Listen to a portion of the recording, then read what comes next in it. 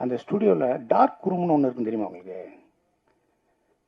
அந்த நெகட்டிவ் எல்லாம் போட்டு கழுவாங்கள்ல, சோடியம் தயோசல்ஃபேட்லாம் போட்டு கழுவி ஃபோட்டோவெல்லாம் அப்படி இப்படி மாட்டி வச்சுருப்பாங்கள்ல, அந்த ரூமில் லைட்டே போடக்கூடாது, ஒரே ஒரு ரெட் லைட் மட்டும்தான் இருக்கும். அந்த ரூமில் நான் 6 மாதம் தங்கியிருக்கேன். அந்த ரூமில் நான் 6 மாதம் தங்கியிருக்கேன். எப்போ போவேன் தெரியுமா உங்களுக்கு? 10 மணிக்கு ஸ்டுடியோ அடைச்ச உடனே நான் போய் படுப்பேன். ஸ்டுடியோ ஆரம்பித்து வேலைக்கு வர்றதுக்குள்ளே நான் கிளம்பி போயிடுவேன். உள்ளே லைட் இருக்கா, பேஸ்ட் இருக்கா, ப்ரெஸ் இருக்கா, சட்டை எங்கே துவச்சி போடுறது எதுவுமே தெரியாது, இருட்டாக இருக்கும். அங்கே தங்கியிருக்கேன் நான்.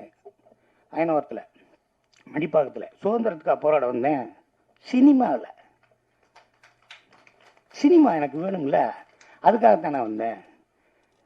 உங்களுக்கு புரியுதா? உங்களுக்கு கொடிது கொடிது வறுமை கொடிது, இளமையில் வறுமை கொடிது, அவ்வளோதானே. ஃபர்ஸ்ட் ஹாஃப் நீ கஷ்டப்பட்ட இல்லை, செகண்ட் ஹாஃபுக்கு மட்டி இல்லாட்டி ராசா